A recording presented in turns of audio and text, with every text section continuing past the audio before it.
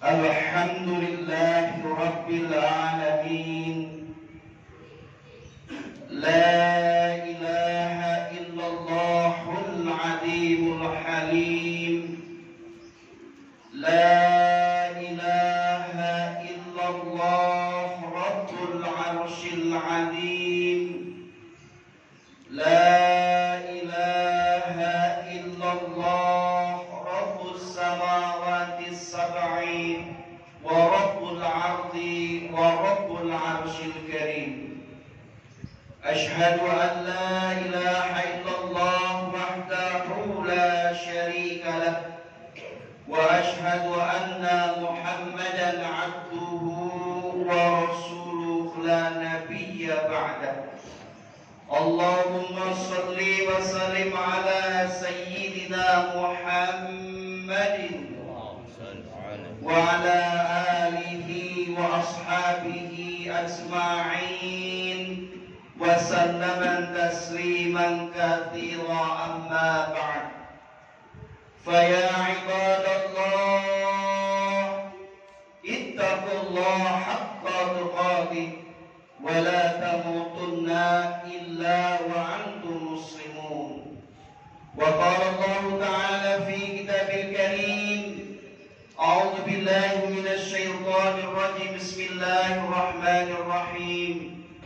Istaghfiru rabbakum thumma tubu ilaih. Wa qala Rasulullah sallallahu alaihi wasallam, istahidu yawmal fitri bi'amalil khairi wal birri bis sadaqati was salati wat tasbihi wat tahlil. Shadaqallahul azim. Hadirin jamaah salat Jumat yang sama-sama dimuliakan Allah Subhanahu wa taala. Di awal khutbah khatib berpesan dan berwasiat, khususnya bagi khatib pribadi, umumnya bagi jamaah. Marilah kita tingkatkan iman dan takwa kita kepada Allah Subhanahu wa taala dengan takwa yang sebenar-benarnya takwa, yaitu melaksanakan seluruh apa yang diperintahkan oleh Allah Subhanahu wa taala meskipun terasa berat dan malas dirasa oleh kita. Dan kita mencoba untuk meninggalkan seluruh apa yang dilarang oleh Allah Subhanahu wa taala meskipun hal itu sangat kita cintai dan sangat kita sukai. Serta kita tingkatkan rasa syukur dan sabar kita kepada Allah. Mudah-mudahan kita termasuk hamba-hamba Allah yang dijanjikan sebagai penghuni surganya Allah Subhanahu wa taala. Amin ya rabbal alamin. Hadirin jamaah salat Jumat yang sama-sama dimuliakan Allah Subhanahu wa taala. Puja dan puji syukur hanyalah milik Allah. Salawat dan salam hanya tercurah kepada pemimpin umat Islam, penerjang kemusyrikan, penghapus kezaliman, pembawa kedamaian, rahmatan lil alamin. Beliaulah Nabi kita, Nabi besar Muhammad sallallahu alaihi wasallam, yang insyaallah dan mudah-mudahan kita akan mendapatkan syafaat usmah dari beliau di yaumil akhir nanti. Amin ya rabbal alamin. Hadirin jamaah salat Jumat yang sama-sama dimuliakan Allah Subhanahu wa taala. Izinkan pada kesempatan khutbah kali ini khatib akan membawakan satu tema, yaitu menjaga kemenangan dan kesucian Idul Fitri. Sebagai landasan khutbah, khatib sampaikan satu firman Allah di dalam surat Hud ayat 3.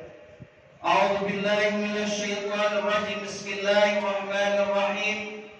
Istaghfiru rabbakum tsumma tubu ilaih. Yang artinya, mohon ampunlah kalian kepada Allah dan bertobatlah kepadanya. Kemudian khatib pun sampaikan satu sabda Rasulullah sallallahu alaihi wasallam, istahidu yaumal fitri bi'amalil khairi wal bis-shadaqati was-sholati wat-tasbihi wat-tahlil, yang artinya berhati-hati dan bersungguh-sungguhlah di hari raya Idul Fitri dengan memperbanyak amalan-amalan soleh, dengan memperbanyak bersedekah, dengan memperbanyak sholat, memperbanyak tasbih, dan memperbanyak tahlil. Hadirin jamaah sholat Jumat yang sama-sama dimuliakan Allah Subhanahu wa Ta'ala, itulah dua dalil yang melandasi dari tema kita, yaitu menjaga kemenangan dan kesucian Idul Fitri. Hadirin jamaah sholat Jumat yang sama-sama dimuliakan Allah Subhanahu wa Ta'ala, Ramadan dan Idul Fitri telah meninggalkan kita.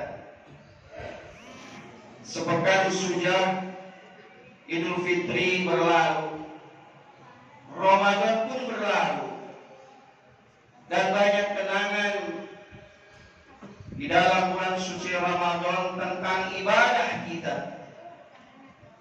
Ada kenangan di mana kita semangat beribadah di bulan suci Ramadan. Ada pula kenangan di mana iman kita sedang menurun, maka kurang semangat, malas beribadah di bulan suci Ramadan. Harapan kita semuanya mudah-mudahan seluruh rangkaian ibadah bulan suci Ramadan yang sudah kita kerjakan dan yang sudah berlalu, mudah-mudahan diterima oleh Allah Subhanahu wa Ta'ala, dan kita mendapatkan pahala yang berlipat ganda dari Allah Subhanahu wa Ta'ala. Hadirin jamaah sholat Jumat yang sama-sama dimuliakan Allah Subhanahu wa Ta'ala. Namun tahukah jamaah, ada 3 ekspresi hamba Allah dengan berlalunya bulan suci Ramadan. Ada 3 ekspresi hamba Allah dengan berlalunya Ramadan, dengan perginya Ramadan. Siapa mereka dan bagaimana ekspresinya? Yang pertama, ada hamba Allah yang ekspresinya gembira, bahagia meski Ramadan sudah pergi. Siapa mereka yang bergembira dan bahagia? Mereka adalah orang-orang yang telah menjalankan ibadah puasa Ramadan 1 bulan penuh. Mereka pun menjalankan ibadah puasa Ramadannya sesuai dengan tuntunan Allah dan Rasulnya. Mereka menjalankan puasa Ramadannya dilandasi dengan iman dan mengharap ridho dari Allah Subhanahu wa Ta'ala. Dilandasi dengan ikhlas kepada Allah. Mereka bergembira di akhir Ramadan. Karena apa? Karena mereka telah kembali mendapatkan kemenangan dari Allah Subhanahu wa Ta'ala dan mendapatkan kesucian dari Allah Subhanahu wa Ta'ala di akhir Ramadan, tepatnya di Idul Fitri. Mereka bergembira karena mendapatkan kemenangan dan kesucian kembali seorang hamba di hadapan Allah Subhanahu wa Ta'ala. Menang karena telah berjuang melawan hawa nafsu biologis selama bulan suci Ramadan, karena sebab kita berpuasa. Suci karena dosa-dosa orang yang berpuasa diampuni oleh Allah Subhanahu wa Ta'ala. Maka di akhir Ramadan hamba Allah ini bergembira, dan mudah-mudahan hamba Allah ini adalah termasuk kita semua yang bergembira menyambut Idul Fitri meskipun Ramadan telah berlalu. Hadirin jamaah salat Jumat yang sama-sama dimuliakan Allah Subhanahu wa Ta'ala. Yang kedua adalah hamba Allah yang ekspresinya bersedih. Perginya Ramadan meninggalkan kita. Ada hamba Allah yang ekspresinya bersedih. Siapa mereka? mereka adalah para malaikat Allah. Mengapa para malaikat bersedih dengan berlalunya Ramadan? Apa karena akan terjadinya bencana besar? Tidak. Apa akan terjadinya musibah besar? Tidak. Apa akan terjadinya gempa bumi dan tsunami? Tidak. Tapi mengapa para malaikat bersedih? Ada 3 alasannya. Mengapa dengan berlalunya Ramadan para malaikat bersedih? Alasan yang pertama, karena Ramadan yang mulia, yang penuh dengan kemuliaan, keberkahan, di mana pahala dilipat gandakan tersebut akan meninggalkan umat Rasulullah Sallallahu Alaihi Wasallam. Alasan yang pertama, mengapa para malaikat sedih? Karena Ramadan akan meninggalkan umat Rasulullah Sallallahu Alaihi Wasallam. Alasan yang kedua, mengapa para malaikat bersedih? Karena para malaikat sudah tidak lagi bisa mendoakan umat Rasulullah pada bulan di mana bulan itu penuh kemuliaan, penuh keberkahan dan dilipat gandakan pahalanya oleh Allah. Para malaikat sudah tidak bisa lagi mendoakan umat Rasulullah seiring berlalunya Ramadan. Dan alasan yang ketiga, mengapa para malaikat bersedih dengan berlalunya Ramadan? Karena umat Rasulullah akan dihadapkan dengan hari-hari yang berat.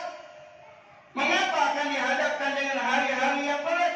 Karena umat Rasulullah selama 11 bulan ke depan akan dihadapkan dengan godaan setan, tipu daya setan yang akan menyesatkan umat Rasulullah SAW yang sudah diampuni dosanya oleh Allah Subhanahu wa Ta'ala.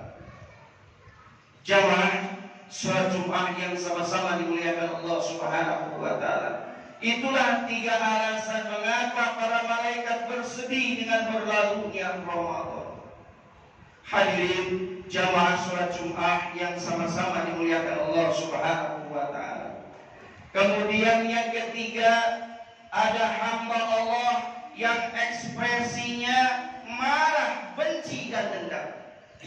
Dengan berlalunya Ramadan, ada hamba Allah yang ekspresinya marah, benci dan dendam. Siapa mereka? Mereka adalah setan laknatullah. Mengapa mereka benci dan dendam? Karena selama 1 bulan mereka dibelenggu oleh Allah Subhanahu wa Ta'ala, tidak bisa berkutik, tidak bisa mengganggu orang-orang yang beriman sedang melaksanakan ibadah puasa Ramadan. Namun di akhir Ramadan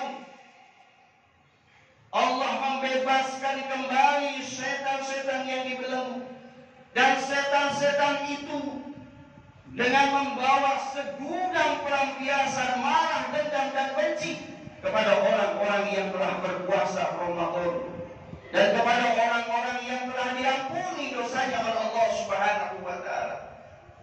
Pada berakhirnya Ramadan, setan mulai lagi menggoda dan merayu orang-orang yang sudah berpuasa Ramadan dan diampuni dosanya, digoda kembali oleh setan agar apa? Agar orang yang berpuasa Ramadan dan diampuni dosanya tersebut kembali terjerumus kepada kemaksiatan dan dosa. Jamaah sholat Jumat yang sama-sama dimuliakan Allah Subhanahu wa Ta'ala.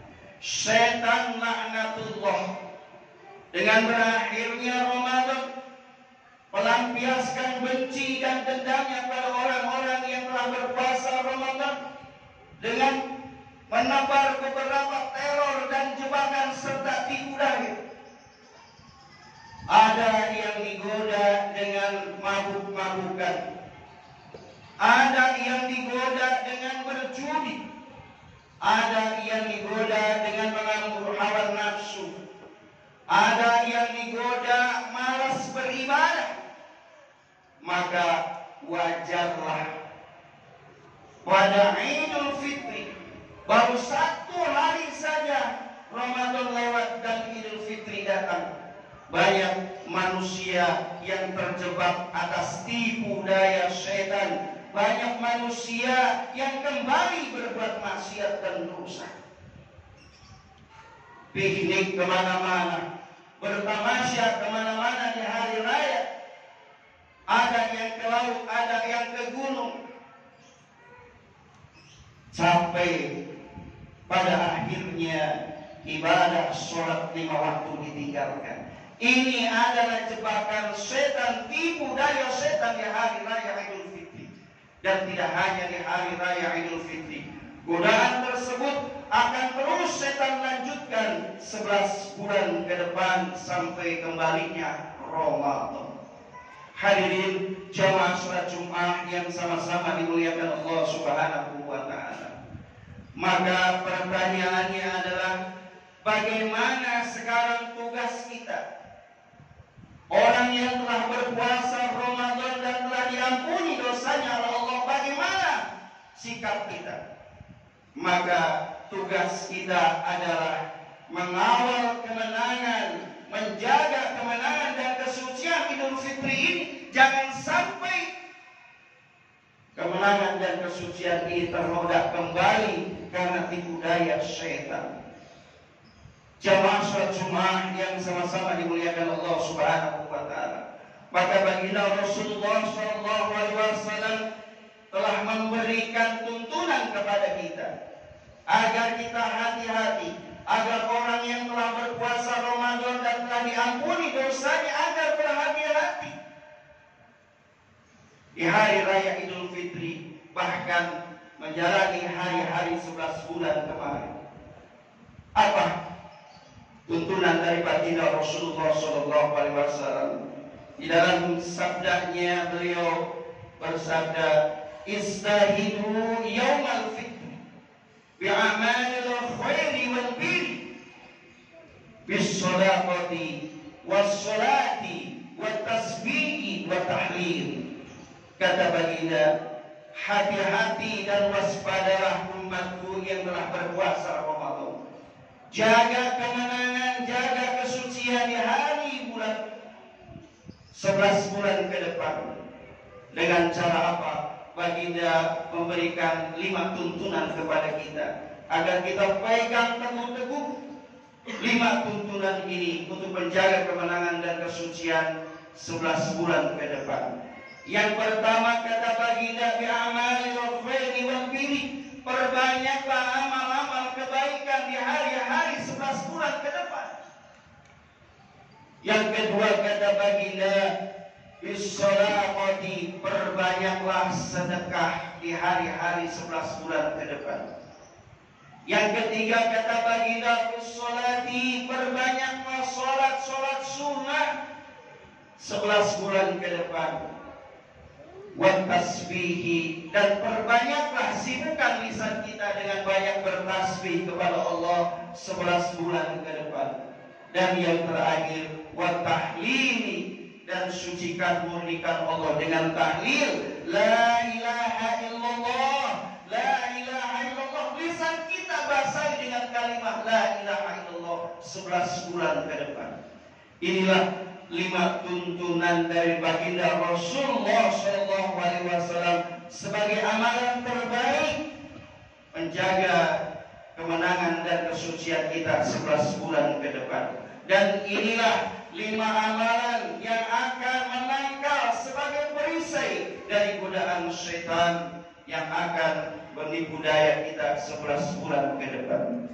Jamaah salat Jumat yang sama-sama dimuliakan Allah Subhanahu wa taala. Pada akhirnya kita berdoa kepada Allah Subhanahu wa taala. Mudah-mudahan kita diberikan kekuatan dan kemampuan oleh Allah Subhanahu wa taala untuk menjaga dan merawat kemenangan dan kesucian yang telah Allah berikan kepada kita sampai bertemu dengan bulan suci Ramadan tahun yang akan datang. Kita berdoa kepada Allah Subhanahu wa taala, mudah-mudahan kita pun diberikan kekuatan dan kemampuan untuk istiqomah dengan 5 amalan yang diberikan tuntunan dari Rasulullah sallallahu alaihi wasallam. Barakallahu wa lakum fil Qur'anil azim wa nafa'ani wa iyyakum bima fihi minal ayati wa dzikril hakim wa taqabbala minkum tilawatahu innahu wal ghafurur rahim. Allah